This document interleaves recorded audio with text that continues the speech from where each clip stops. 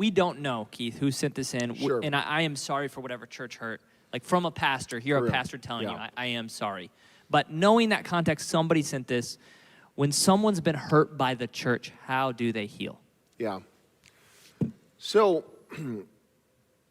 and getting very, very serious. So I grew up in church all my life, and I understand this. And this is one of the things that a lot of people tell me. This is the primary reason why they have a hard time with faith and so forth. So forgiveness is obviously the start. But when I say forgiveness, a lot of people is like, how do I forgive? Because you don't know what happened to me in church. And what I would say is that forgiveness is choosing to say, I'm not going to allow that one person to mar all the other people who are very sincere.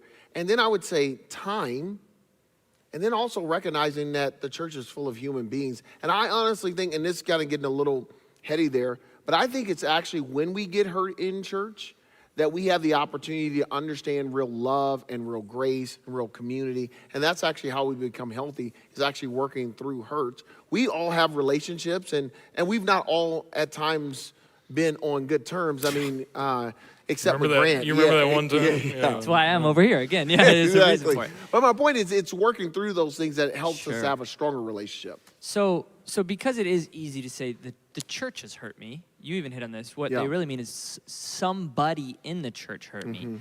So let's even expand on that. Grant, has somebody in the church hurt you before? And if so, honestly, second part, how did you heal? How do you heal? Yeah, that's something I don't think sometimes people understand, that, like, especially pastors, because their whole world is the church, that yeah, I've been hurt by the church. I've been hurt by individuals in the church, and I don't think very often people are hurt by an entire organization. They might be hurt by people that like lead the organization, but yeah, I've been hurt many times by people in the church who led the church, the churches that I was the pastor of, churches that I wasn't the pastor of.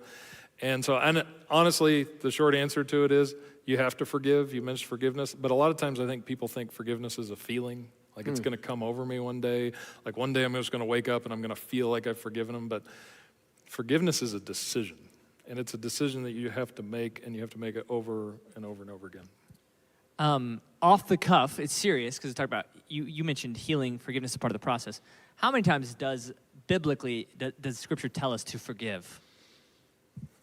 You know Keith? the math on this, right? Yeah. It's only 3? No.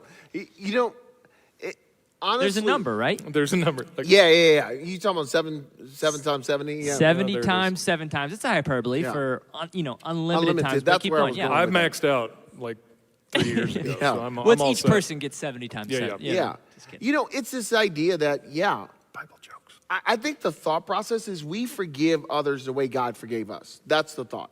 Which, how many times do I disappoint God? Continually.